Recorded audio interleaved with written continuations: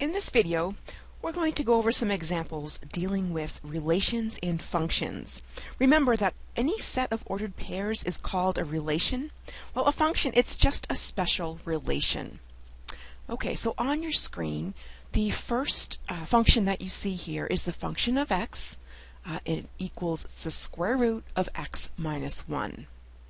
Graphing a function, it's an effective way of displaying its characteristics and allowing you to draw conclusions about it and what it might represent. Graphs, they can be done with point-by-point plots.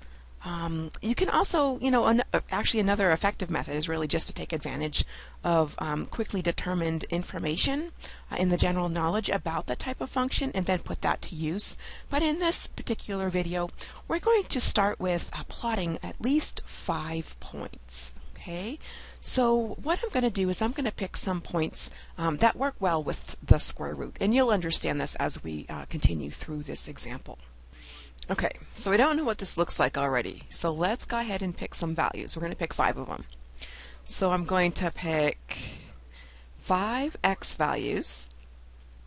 I'm going to get 5 y values by plugging those x values into the function. All right, so let's pick, I'm going to pick 1, 5/4, 2, 5, and 10. Okay, so these values are going to be easy to determine the square root. All right, so let's go ahead and do our work down here. All right, so let's plug in our value everywhere there's an x. So we're going to do f of x.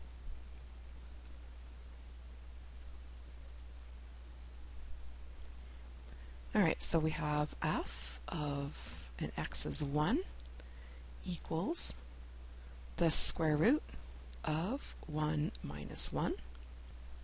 Okay, and so the square root of 1 minus 1, right, which is 0, so the square root of 0 is simply 0. And so if we plot this point, okay, x is 1 and y is 0. So this right here is our first point. Alright, so let's move on to our next point. Alright, so our second point is when x is equal to 5/4. So the square root of 5/4 minus 1. Okay, so now remember your rules for fractions. Okay, you can't add or subtract fractions unless the denominators are the same. Okay, so in this particular example, we have to get 1, right, with the same denominator as this fraction over here. Okay, so as we can see, our common denominator is going to be 4. So 1 goes into 4 times. 4 times 1 is 4. So as you can see, 4/4 is equivalent to 1. Okay, so we're not changing its value. It is still an equivalent fraction. Okay, so now because our denominators are common, we can certainly subtract these fractions. Okay, so 5/4 minus 4/4 is 1/4. And the square root of 1/4 is 1/2, right? Because 1/2 squared is 1/4.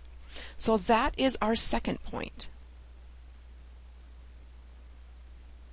And so we will go ahead and graph our second point.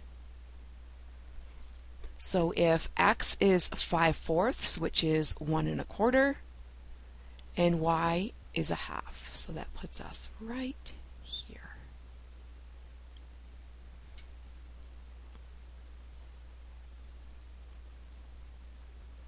Our next coordinate for x is 2. All right, so we're going to plug in 2 for x. 2 minus 1 is 1. Square root of 1 is 1. Okay, so our next point is 2 comma 1. So go over 2, up 1.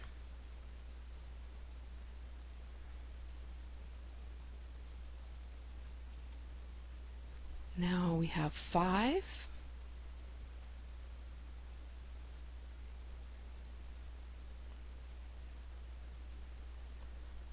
5 minus 1 is 4. Square root of 4 is 2. So our next point is 5 comma 2. So that puts us right here. And our final point is going to be replacing x with 10. And then 10 minus 1 is 9. Square root of 9 is 3. So our last and fifth point here is 10 comma 3. So that brings us 1, 2, 3, 4, 5, 6, 7, 8, 9, 10. 1, 2, 3 right there.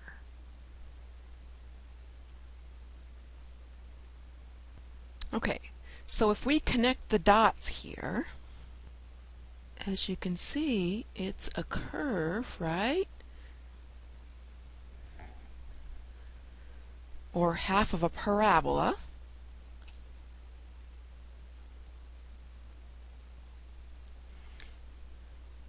And it's laying down on its side, and remember, this just keeps going in that direction. Okay, so this is a function, and graphically you can tell that it's a function by doing the vertical line test. So if we went and drew a line vertically through this, anywhere through this graph, okay, as you can see, it only hits the graph once. Okay, so that tells you right there that it is a function. So an example of a relation that isn't a function would be, let's just say that this was a full parabola lying on its side, just like this. Okay, this is not the graph of a function, because if I do the vertical line test, right, it hits a graph in 2 spots. So this does not pass the vertical line test. It would not be a graph of a function. Okay, so now let's do another example. Okay, so let's do a similar exercise, and I'm going to pick some values that we're going to use for x. So let's pick 1, 0, minus 4, minus 1, and positive 4. All right, so let's go ahead and begin and plug these values in. All right, so we're going to be using 1 to replace for x. So remember our order of operations, right? We have to do our groupings or parentheses first, okay?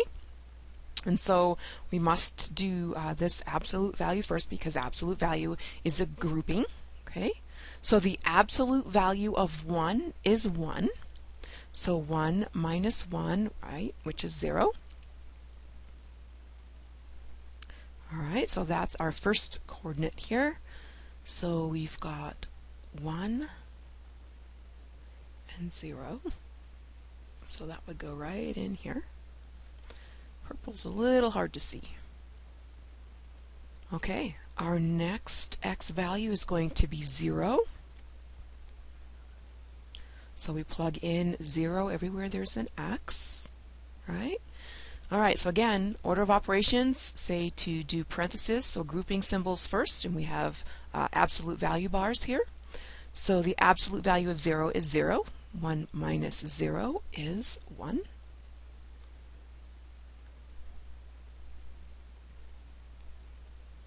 So x is 0, y is 1. Puts us right there.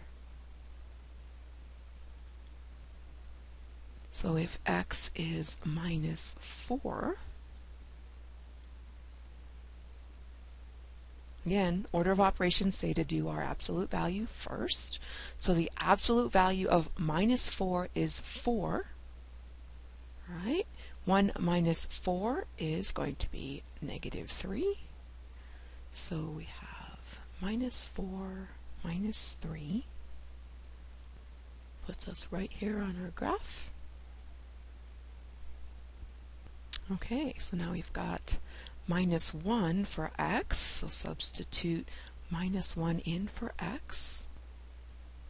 Again, order of operations say to do our absolute value bars first because those are grouping symbols. So the absolute value of -1 is 1. 1 minus 1 leaves us with 0. So x is -1 and then 0.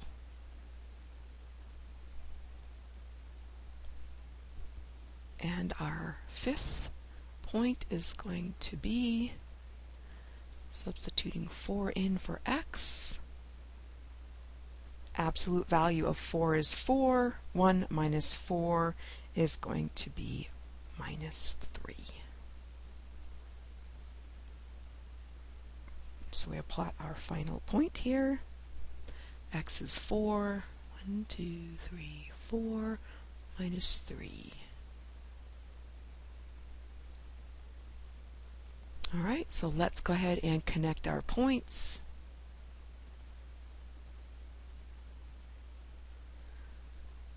And this one is going to continue in this direction. And our other line goes right here. And it is going to continue in that direction.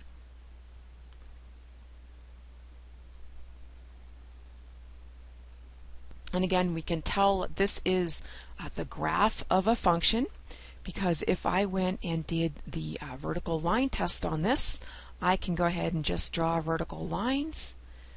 All right, anywhere, doesn't matter, through the graph. All right, and as you can see, it's only hitting the graph in one spot.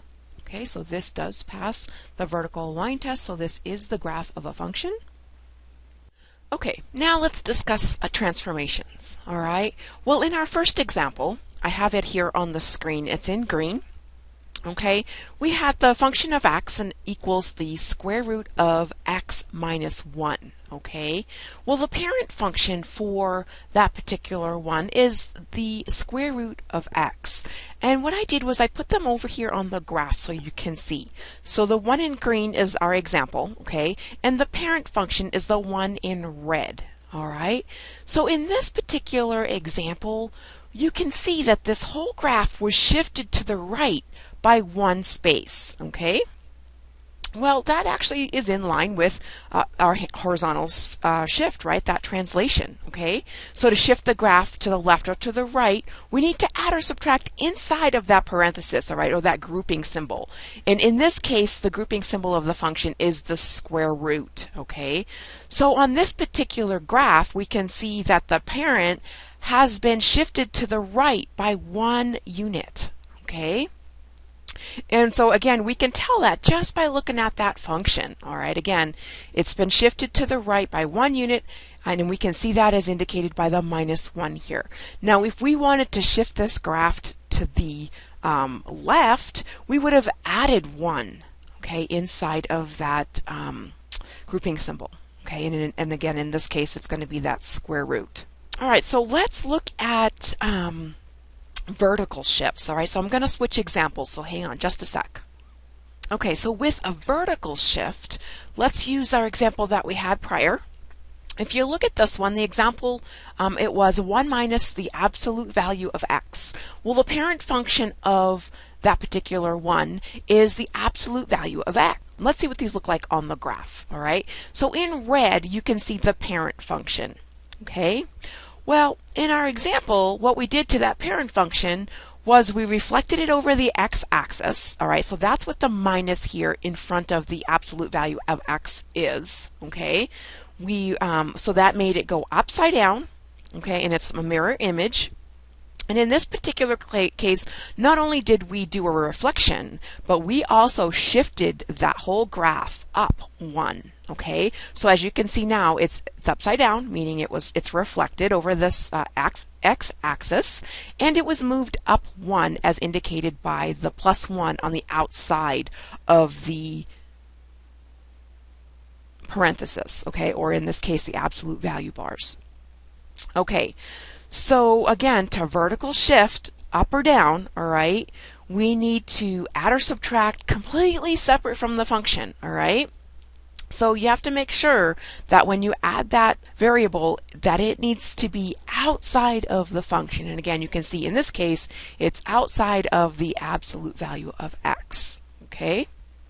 All right. So in our particular homework assignment, it wants you to shift the whole graph up 3 and then left 4. So our vertical shift is going to be up 3 and our horizontal shift is going to be left 4. All right, so let's go ahead and work through this. Okay, so we want to shift up 3 and left 4. So where it is right now, go up 3, 1, 2, 3, and then left 4, 1, 2, 3, 4. So this is where we want our vertex to be. Okay, so just taking what we just learned, all right, in order to shift it up, okay, so that's a vertical shift, right? What we do to the function, it has to be on the outside of the function. It can't be inside the parenthesis. So we're starting with 1 minus the absolute value of x, all right? So we have to add 3, right, in order to shift up. So we have to add 3 to the outside of this.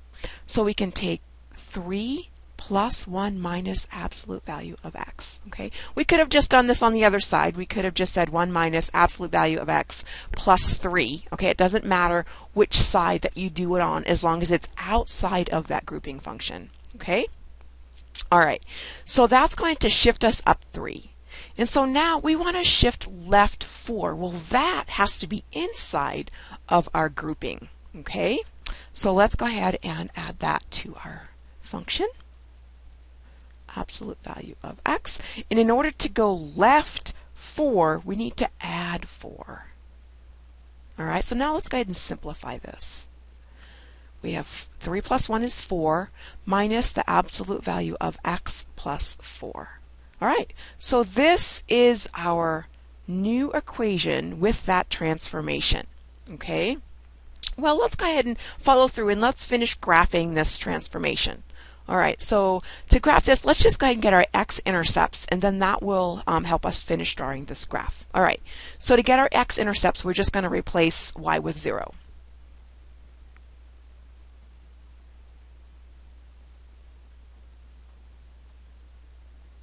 Okay, and then we're going to throw 4 on the other side. We want to get x all by itself, so we're going to start isolating x. So we have minus x plus 4 left on this side. Okay, and so to get rid of the minus, right, we can multiply by minus 1 on both sides.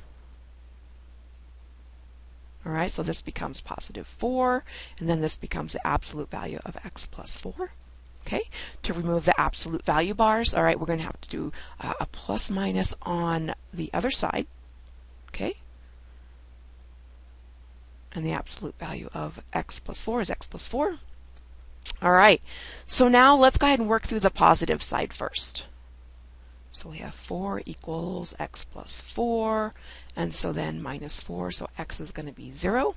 And so now let's work through the minus side. Minus 4 equals x plus 4, and then minus 4 over here, that gets us to minus 8. Okay, so our x coordinates are going to be 0 and 0, and minus 8 and 0. All right, so let's go ahead and plot those up on our graph. So we have 0 and 0, so it's right here at the origin, and then minus 8 and 0. So 1, 2, 3, 4, 5, 6, 7, 8 right here. And then we'll go ahead and draw our line.